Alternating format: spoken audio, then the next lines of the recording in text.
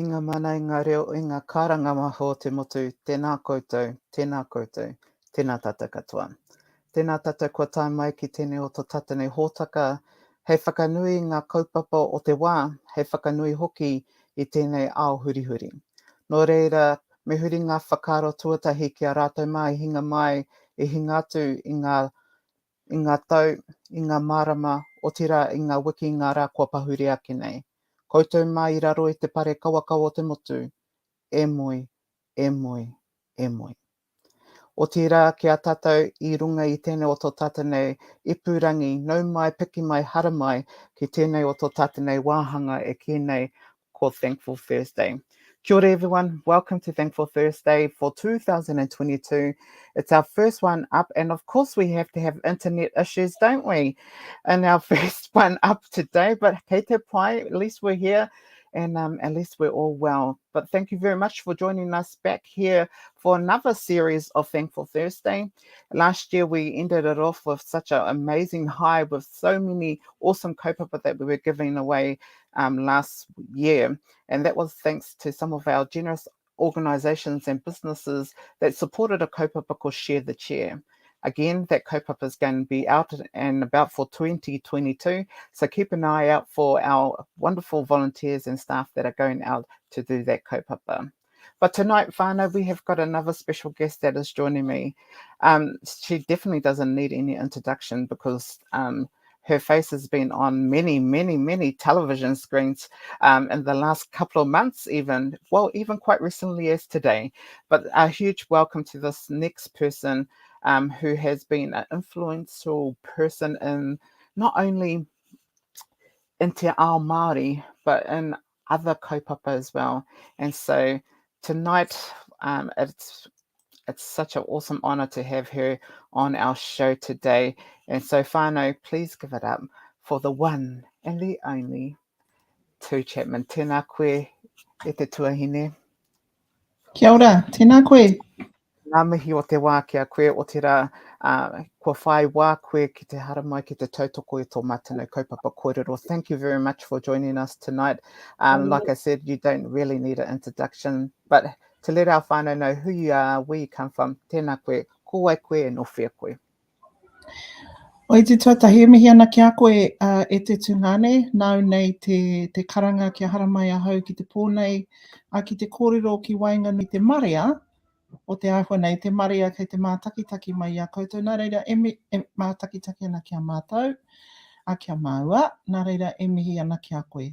A ko ai tēnei, a heuri a hau no Ngāti Kahungunu ki Here Taunga, no Ngāti Awa ki Rangi Taiki, no Taranaki me Tūwhare Toa Whānui, ko Tu Chapman tōku ingoa, mauri ora kia tātou katoa. Oh, tēnā koe too. Yes, so Tu and I actually, I think it would have been like, how many years ago now? It would have been about 8, 9 years ago? 12 years ago. 12 years ago, Auntie Miriana was doing a fundraiser. What was the fundraiser for?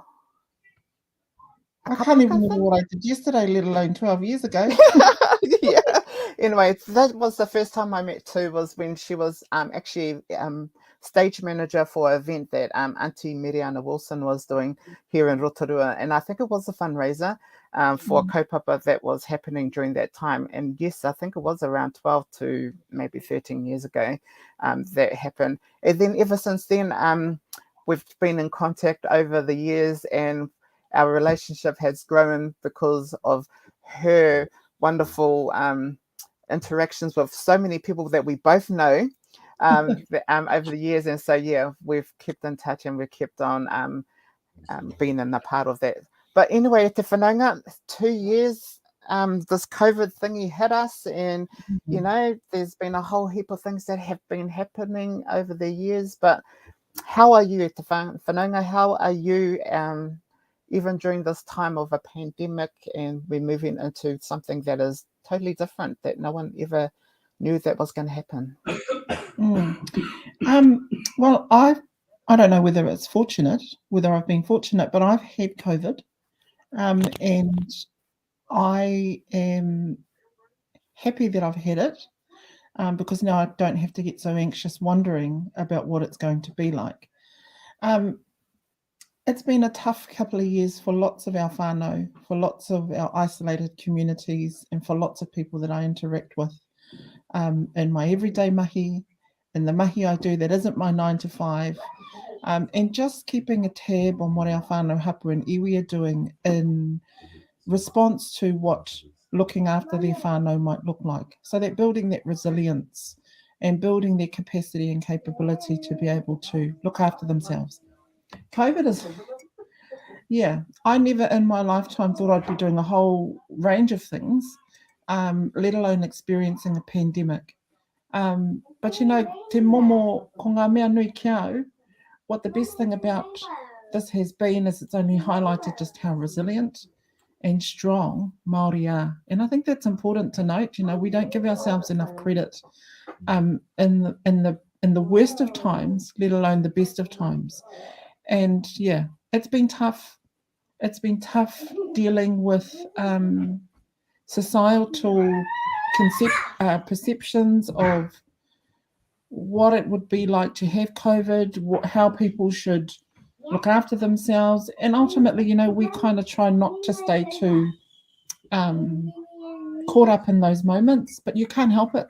You just can't help it. You're at the marae and, you know, people start talking about COVID and next minute you're in there having a good old korero with them and, well, kei te whakahe ia rātou and kei te whakahe rātou ia koe and away you go and yeah. But it's been tough. How have you dealt with that in the sense of, you know, it's going to be our new norm now, and so it's not if you get it, when you get it. It's been the saying that's been going around. But how have the marae how has your whānau coped with that in the sense of, has it changed? Has that tikanga changed? Was it easy for that transition to happen on our marae or with your whānau in regards to some of the tikanga that goes behind some of the things that we've been doing? You know, I'm going to come clean here. I purposely stayed away from whānau, hapu, and marae-based kaupapa. I didn't even attend tangihanga for obvious reasons of, you know, you have to be considerate in these times, not inconsiderate.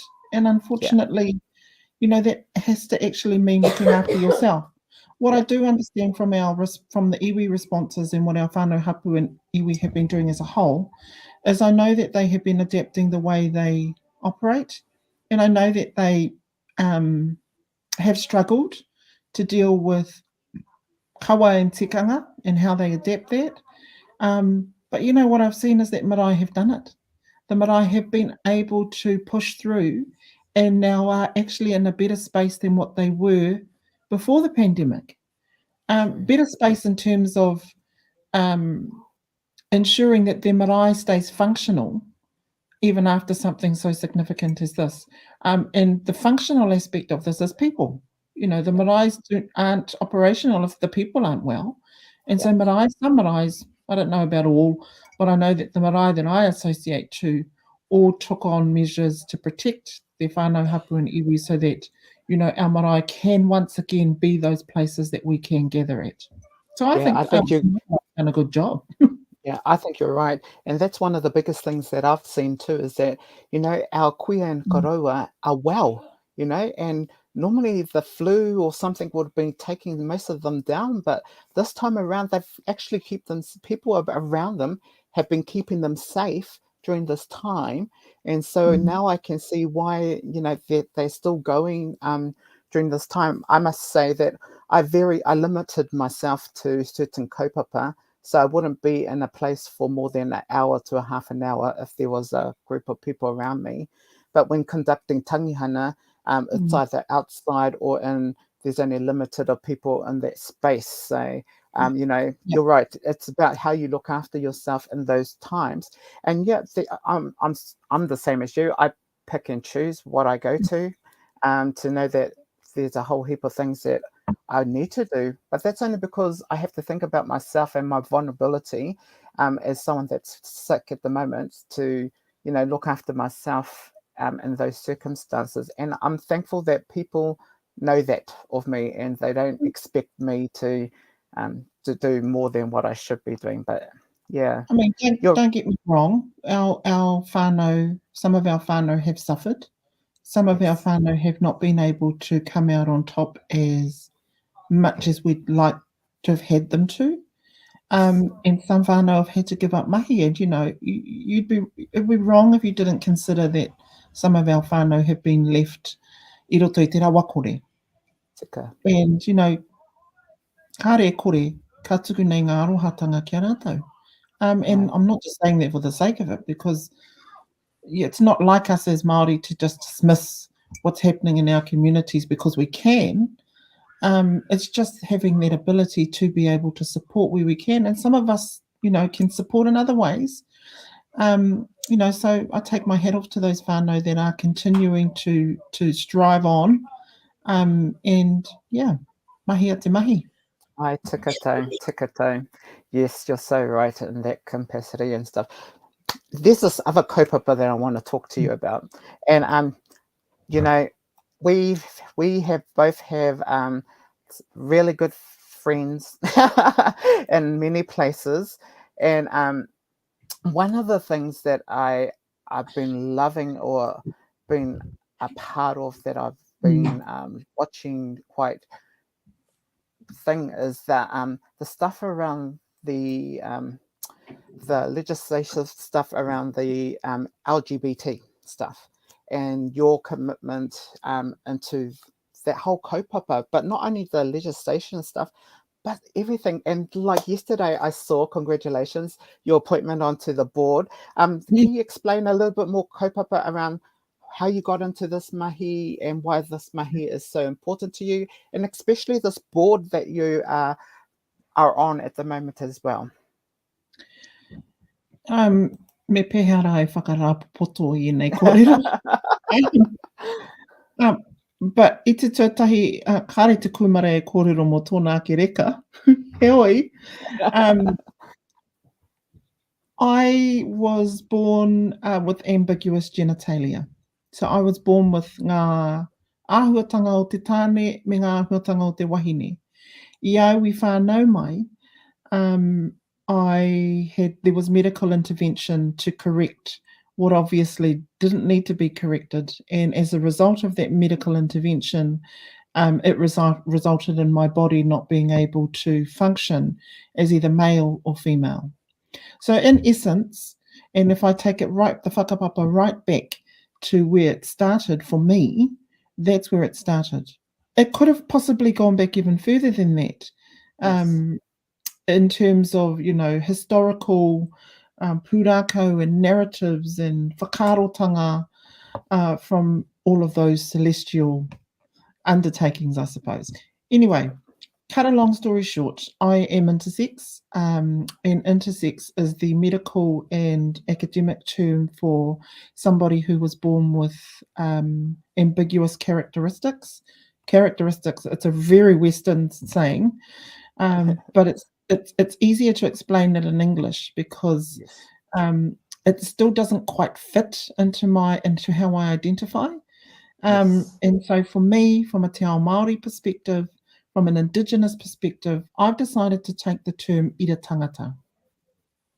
Ira tangata to me encompasses the entirety of the person, not just any one defined characteristic.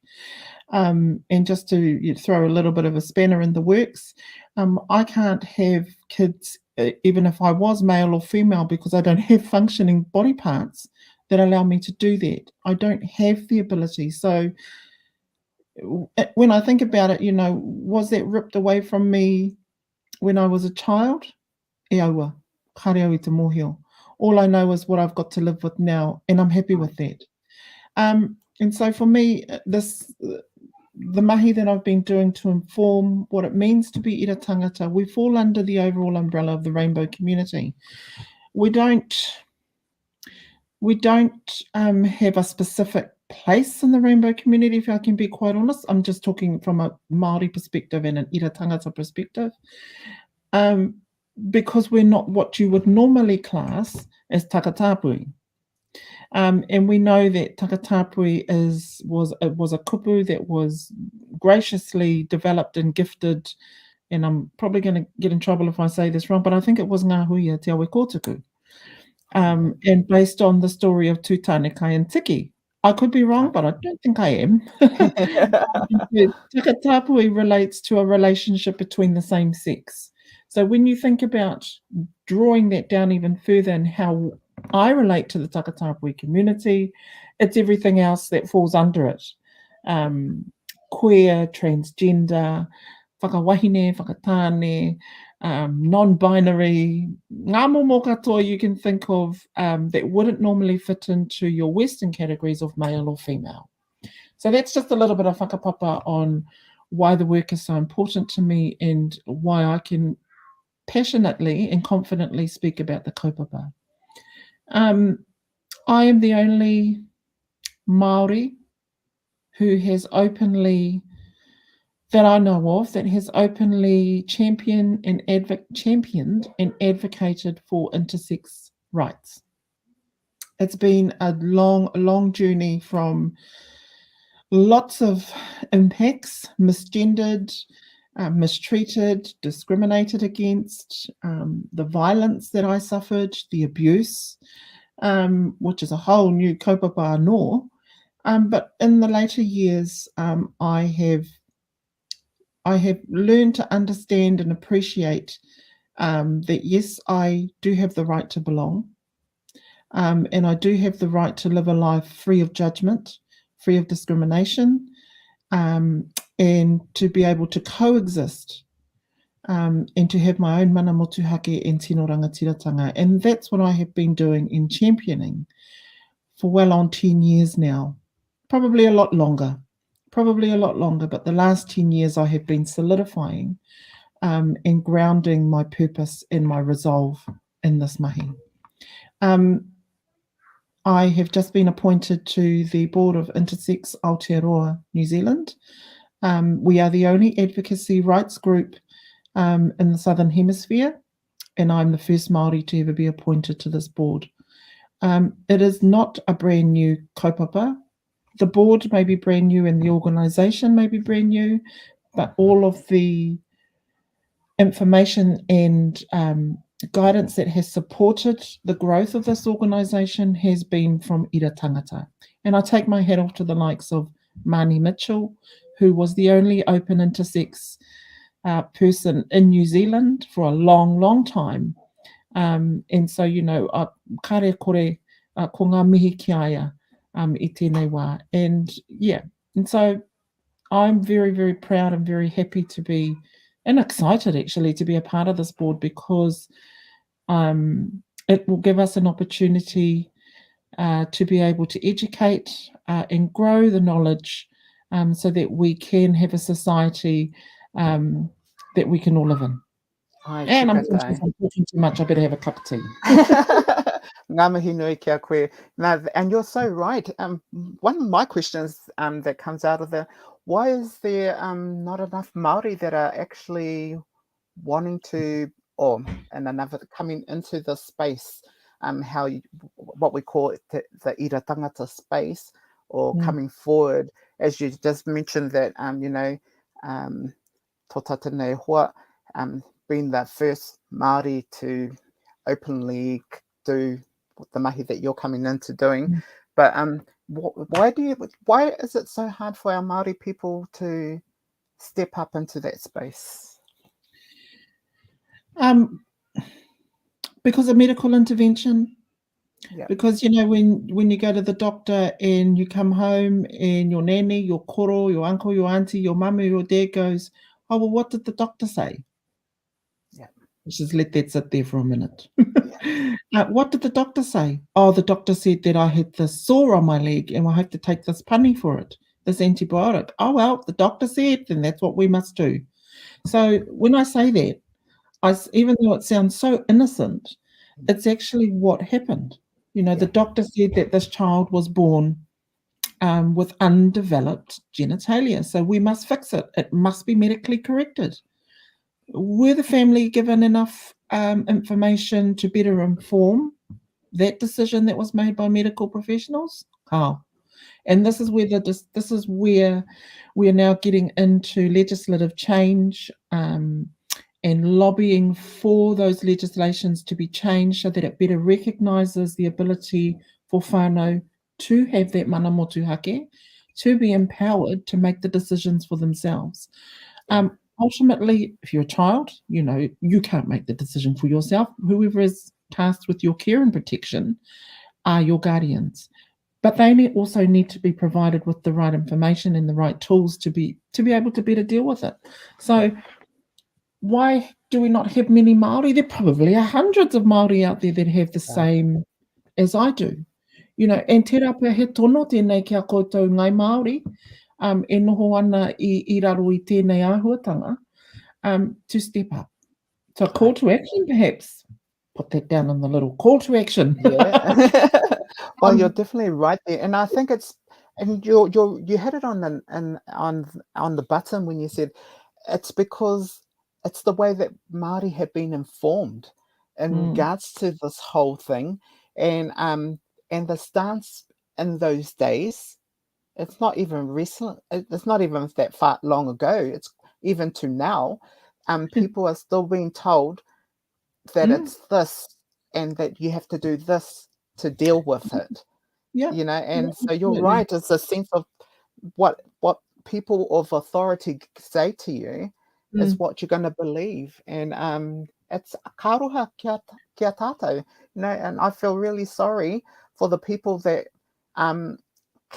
that feel that they can't do what they want to do because of that barrier being somebody of authority, or even to whakaiti the mana of their whānau during this time too, because they might think that it's belittling their whānau during this time if they come out of this, whatever this thing is that mainstream call as a mental health crisis or whatever.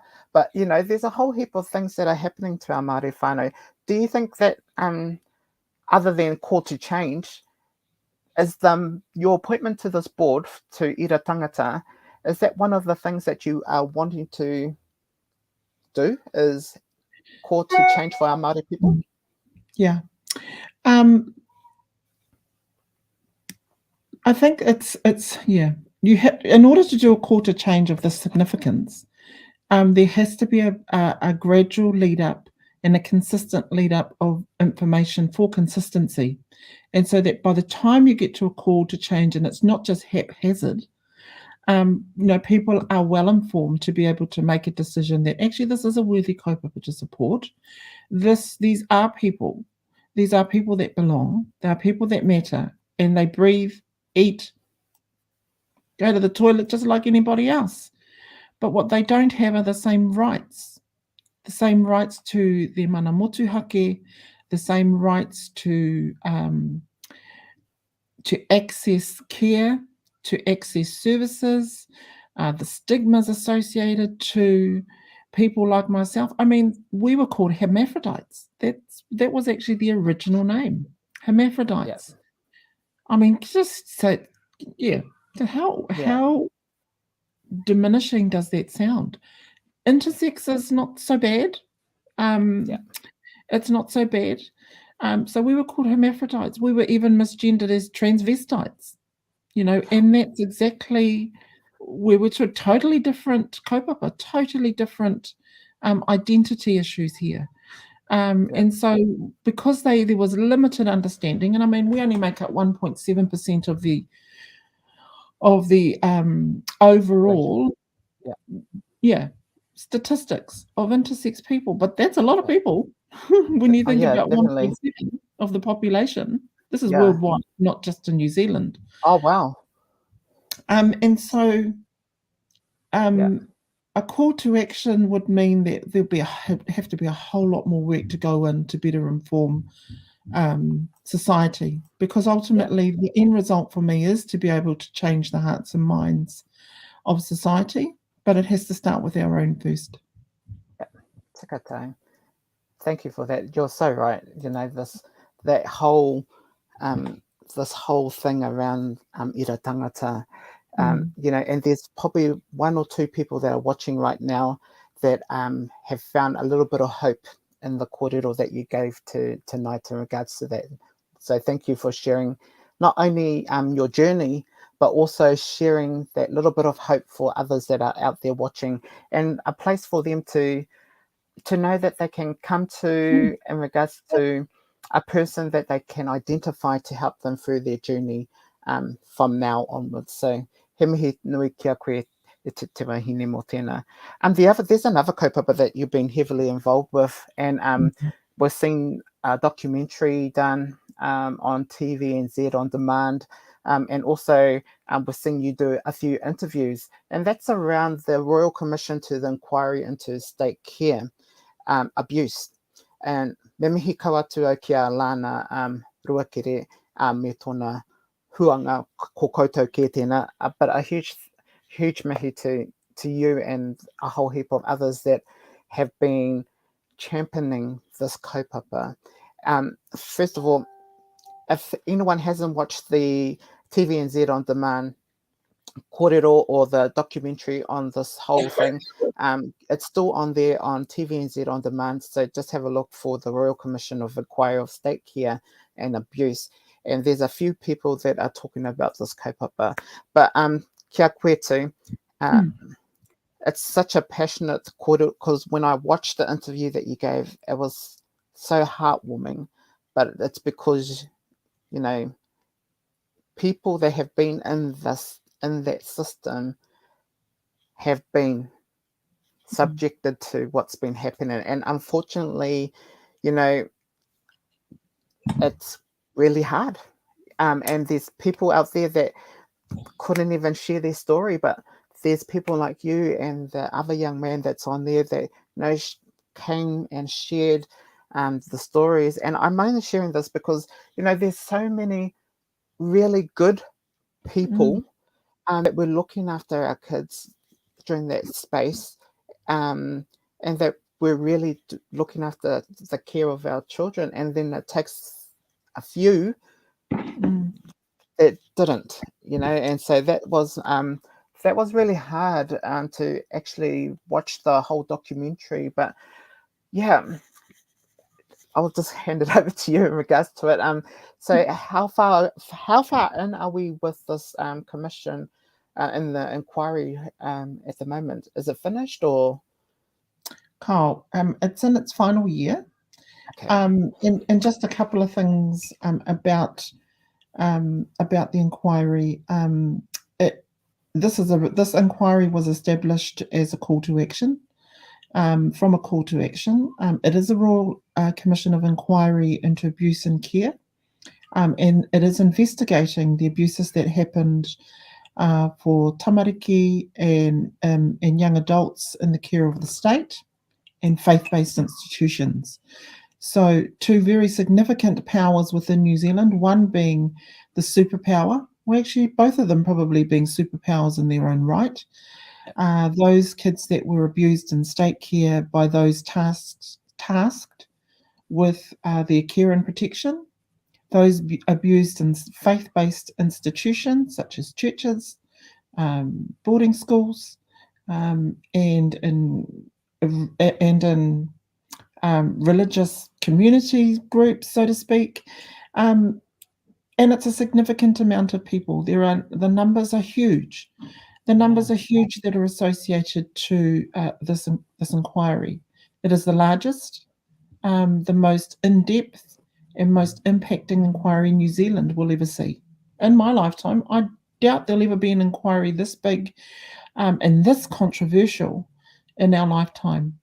That speaks volumes in terms of the dark side of our society. And in the last month or so, we've just wrapped the Māori hearing at Tumatuma Whenua in Auckland. Ngāti Whātua Ōrākei were the gracious hosts to receive the survivor experiences from Māori families, Māori individuals, and those who have been abused in care.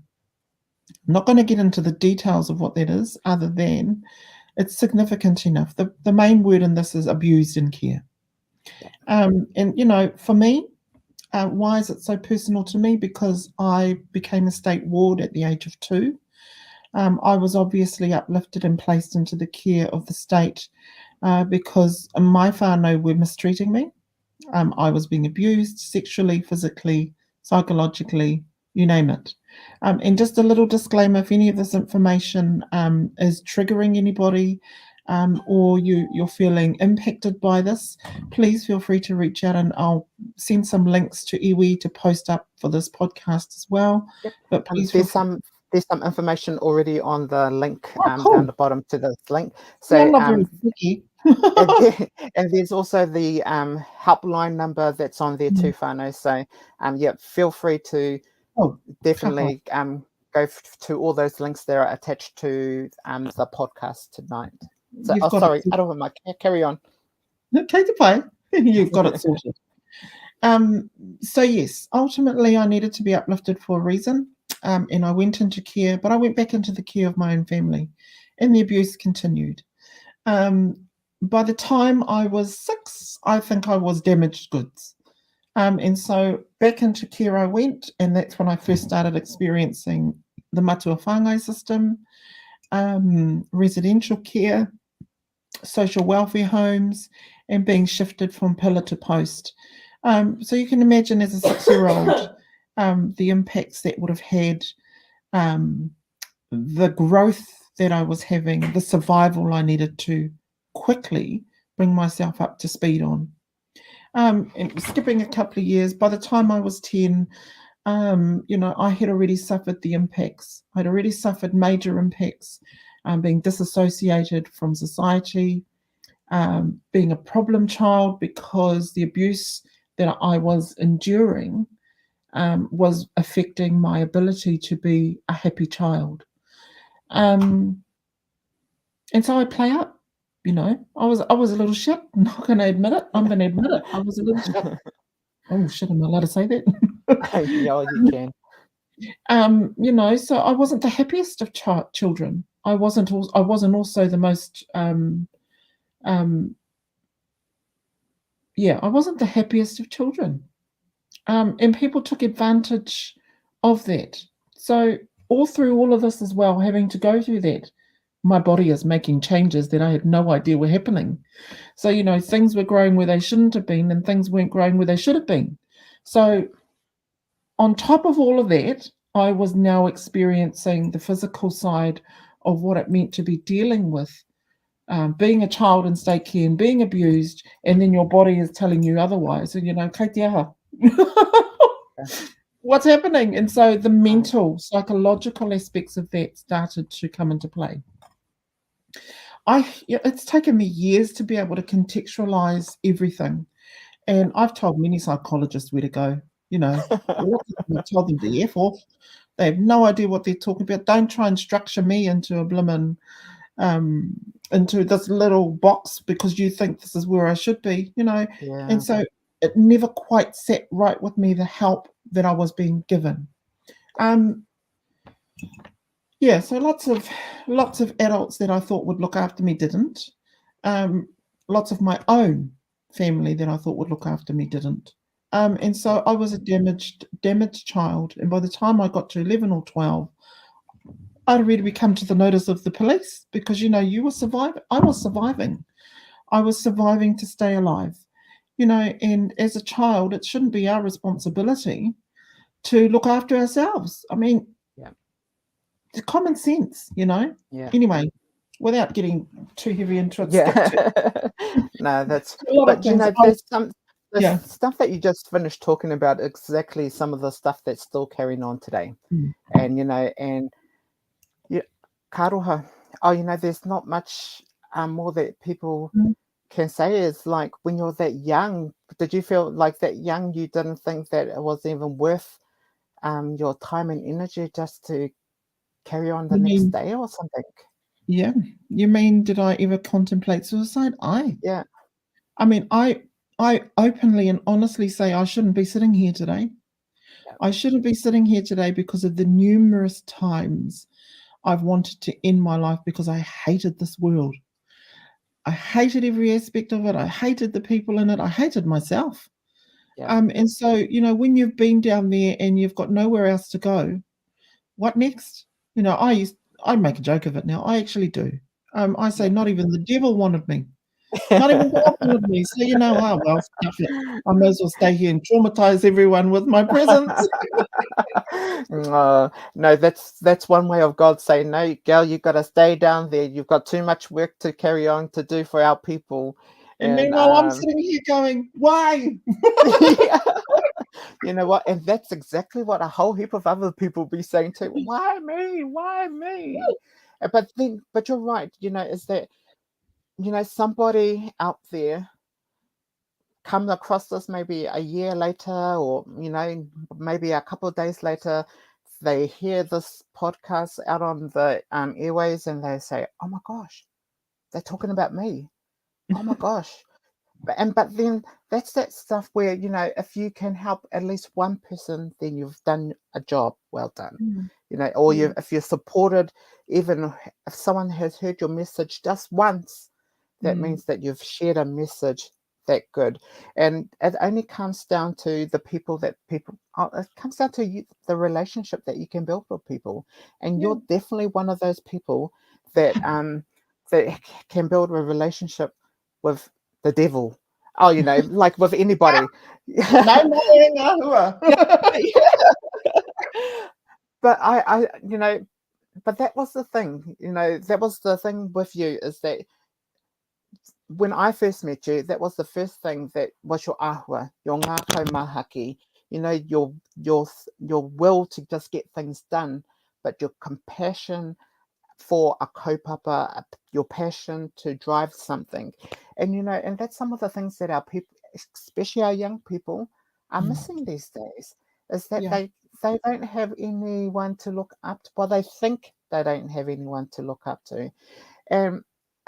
And the biggest part too is that, unfortunately, people just don't know where to go or how they go about finding the support when they need it in these certain kaupapa. So we've spoken about two major kaupapa tonight, one being Te Ira Tangata, and the other one being, of course, the Royal Commission into the State Abuse.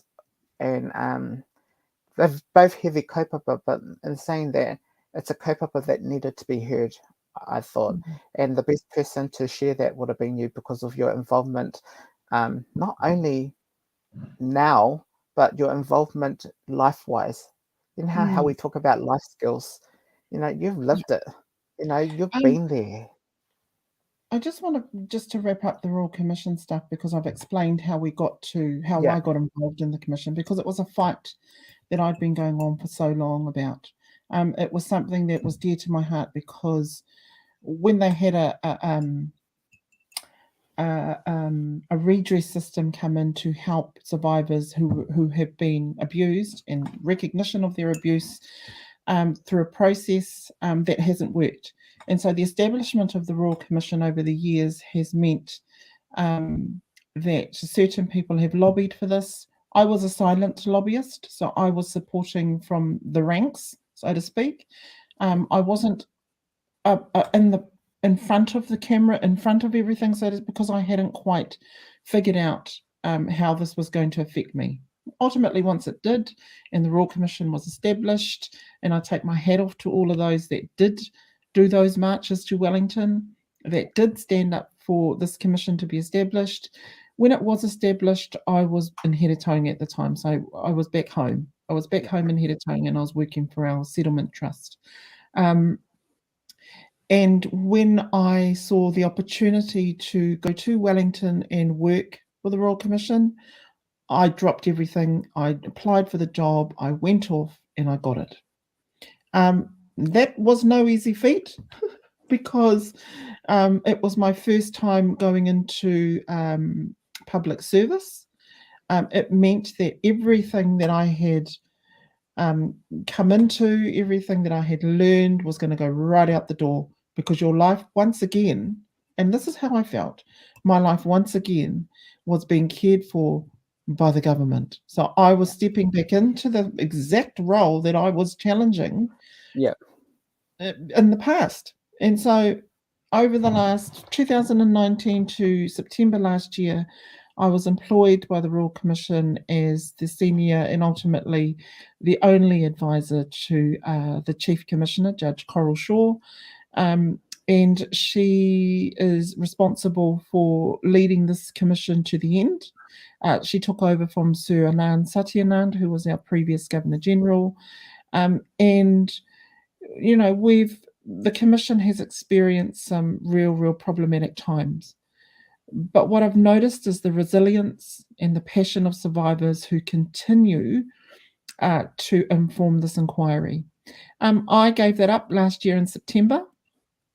I quickly found that over the years that I was at the Commission, my advocacy role and my presence with the survivor communities and the intersex community and the rainbow community was starting to grow, and I was becoming quite significant and a voice and that beacon that people could reach out to. So that I ultimately decided that September last year, I wanted a change.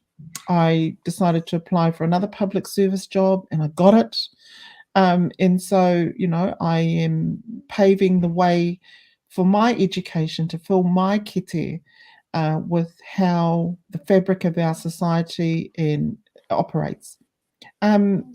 In saying that, I was then appointed to the Survivor Advisory Group of Experts, which is the survivor informed group that advises the Commission, supports the Commission, and gives strategic input into how the Commission progresses from here on in. It's been exciting. It's one of the largest governance roles that I've ever had because we are answerable to the commissioners and the Commission, who are obviously answerable to the Governor General. So the information we are supporting and guiding and advising the Commission on is going to the top, so to speak. Whether it's a direct line to the top, it can't Iwi Te Whau, but all I know is that, you know, this Royal Commission, this is how because people think, oh, you're kaupapa. And I have to say it because people think we are. Well, we're not kaupapa. The fact that the sovereign crown, so to speak, recognises that their people have issues that need to be researched, that need to be investigated. There's some mana behind that. And I know that lots of people think that the Commission is just there to take money, but they cannot do it. You can't do this on a grain of rice. Of course it's going to. Of course we're going to need it, but we have to have faith that the end result will be favourable for survivors. So that's been my journey to the Royal Commission. Well, at least you're still there supporting the papa, and you know, a voice for people, and so you're right. You know, nothing. You know, I've seen on Facebook and stuff, you know, that people think that you can pay people to do mahi in that space. So I say spend as much money as you like. I said that's why I pay my taxes. I know. Yeah. Before we wrap up tonight, there's another kaupapa. That I just wanted to think. You're so passionate. Is it kapa haka? Kapa haka. It is kapa haka. So, Tu and I have had this great friend of ours, Anzac Pikia, and I was talking to his sister last week, and I said that I was coming on the show, and we're going to talk to you about, you know, this whole thing. But kapa haka for you and him are so the same. We're, you know, when he was alive, it was so the same. And I just always, like, in the back of my mind, it was just constantly him or you and some of the kaupapa. So, yeah. What is your passion around the kapa haka world? Kapa haka for me is more than just standing on a stage or performing. And, you know, I have to take my hat off to my dear friend Anzac. Lots of people didn't realise how much of a relationship him and I both had, and how close we were. And we loved that nobody knew that because we both had our own lives that we were leading. And when we came back to each other, you know, it was always around kapa haka. Yeah. we learned off each other. We learned off each other. We fed off each other when it came to kapa haka. We became the couch commentators. I think it was him and I that started being couch commentators. We became keyboard commentators. That was him and I. And Yeah, I remember that very. I never tell anybody that, but we were the original keyboard commentators. I know, And I some was might go, laughing because really? you two were always judging from the side box on the box line, and like Even when he at was writing, even at the competitions. yeah, and so like even when before he would record who's the winners are going to be and stuff, and this was only regionals for goodness sake, and like he would go, oh no, it's going to be blah blah blah blah blah blah, and I was going, oh okay, and then he would go, have you got the results yet? And I said no, because I was collating name at that time, and so have you got the results yet? No, you do, eh? And I was going no. I said, you've got to wait like everyone else. But yeah.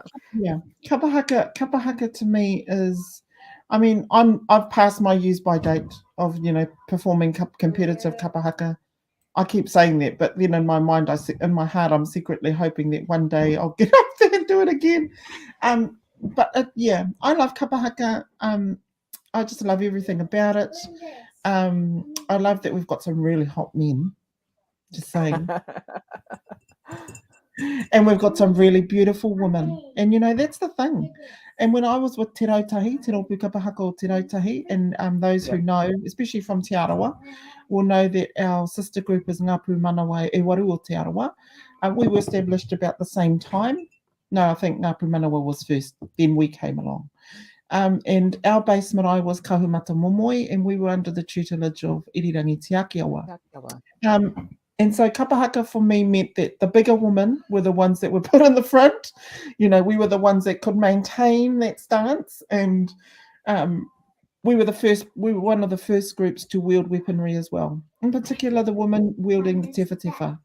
And so my love for kapa haka started when I was able to understand what the content was, not so much the physical and the visual aspects of kapa haka, because when I think back to 1992, when they had kapa haka at night on the barge at Ngārua Wahia, one particular group I think was Waiherere. The power went out just before they went on.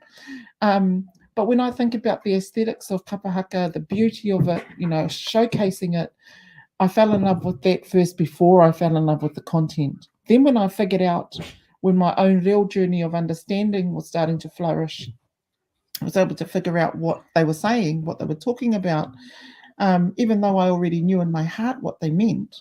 Then I just fell in love with it all over again. I fall in love with kapa haka all over again every day.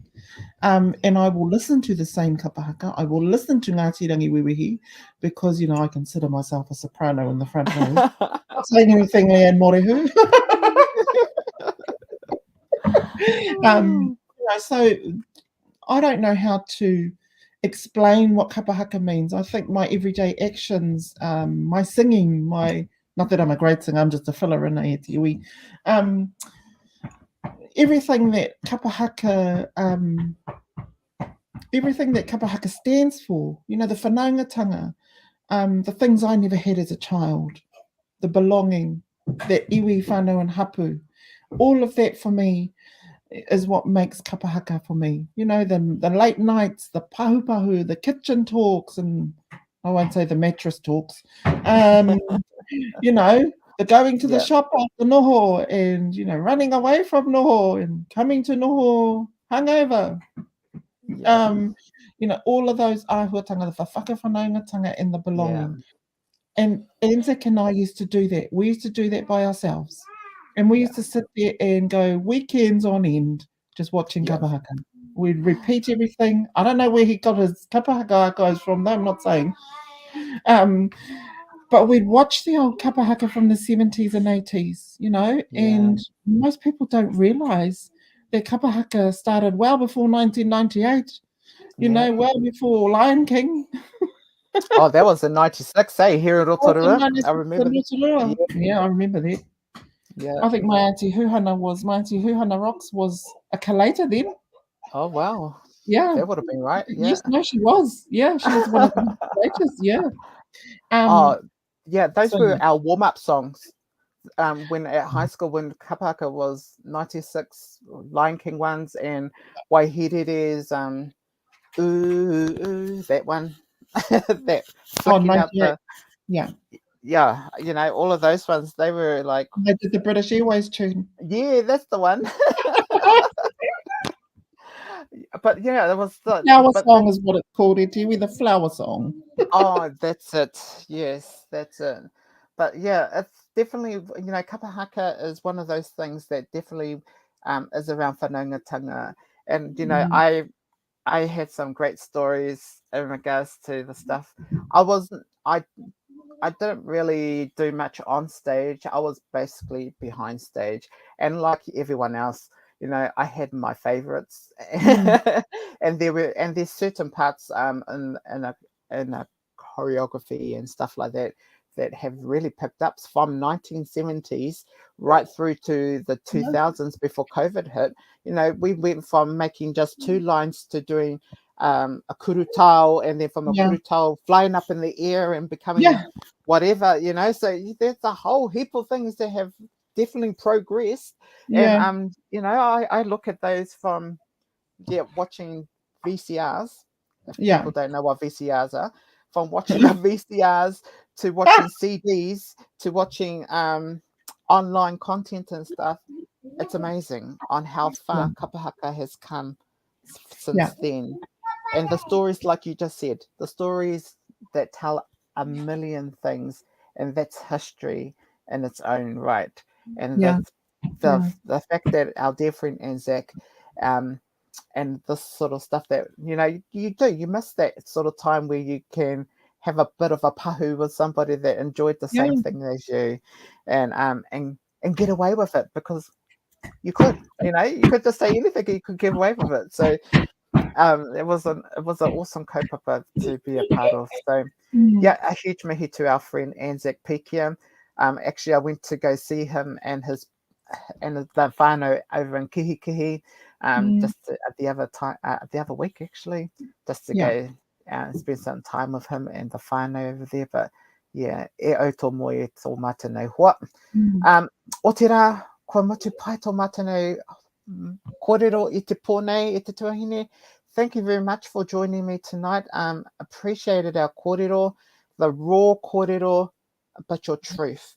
And in Mm. saying that, he mihi tēnā ki o whānau hoki, to all your whānau and your friends that continue to help and support you and grow you into the mana wāhine that you truly are. And I'm very thankful to be of a friend of yours and for you to share this platform with me. I've got to go and talk to Facebook now, because I think they might be blocking or editing some of our korero. So Oh, really? once we get off this, I'm going to be emailing them straight away Oh, no. to not block me. But Oh, in saying niki. that, yeah, nah, I'm used to it. This is not the first time they've done it to me. Find another And platform, e hoa. oh, yeah, well, that's why I went to. That's why I put it on my website more than trying to do it on Facebook. Facebook. But Mm. everyone's got Facebook, so Yeah. yeah. Yeah. Try And TikTok. now, Trust well, me, I I know. did that on TikTok too, but like you, I had to find 500 people to do so I can start doing the live streams on there. So That's yeah, easy. I am. yeah, I know. Yeah. Well, hey, that's my next step. So Fana, if you're watching this, and you're still on Facebook watching this, go lock in the TikTok page, because that would be much easier than this one. Yeah. And saying that. But ngā mihi nui kia koe e taku hoa. Before you go, there's one of our, so every Thursday we support a local business, and we just give a big mihi up. Anyway, I know you like earrings, like you have a fetish around earrings, and one of our dear friends, her name is Shahida, and she's watching because she Oh, just messaged me. Shahida is online at the moment, and her her shop is called this. common element. Oh. Anyway, yes, whānau, if you are looking for any of these beautiful products that she has got on her website, or she has got a shop in Huntly, whānau, so look her up in Huntly, but the name is called Common Element, and yep, there's a whole heap of taonga that are on here, and you know what? I thought of you and your earrings, and look at these pounamu ones that she's got at the moment. How Oh, beautiful are nice. those, eh? Oh, those are nice. Yeah. They are very nice. Oh, and then these were the other ones. Your earrings. Every time I watch your feeds and your earrings, I was going, man, look how beautiful those look. Oh, And look look, at Nick. even Nick, yeah, Nix Tell has that got one to some. smile. Yeah, Nix has got some as well. So, yeah, whānau. So that is Common Element. That's on our page as well. So if you are looking for some taonga and stuff, that's that place. And so e te tuahine, in the next couple of weeks, there's a taonga that's going to be dropped off to your Oh, mailbox in Gisborne where you are. So hopefully it gets there before you leave to go back to Pōneke. But in saying that, he mihi nui tēnā kia koe e te tuahine. Thank you very much for being on the show tonight. And best wishes for your future endeavours and with the many mahi pōtai that you wear to help support our whānau. Nō reira, i runga e tēnā, he mihi kaua tu tēnā kia koe. Noho ora mai, kia pai tō hokina atu ki Pōneke, a te mutunga o tēnei o tō tātane marama. Thank you very much for joining us tonight, whānau. And in closing, we just want to say good night, and we'll see you next week. As our guest speaker for next week is another one of our friends, Irina Smith. So Irina's going to be Irina's on next week, and we're going to be talking to her and her new pepe that's here too. But another friend of Anzac's, and we all studied journalism together. So yeah, it's quite nice to have everyone back in the realm again. Nō reira, koutou mā. Until next week, noho haumaru, noho ora mai. Ka kite anō.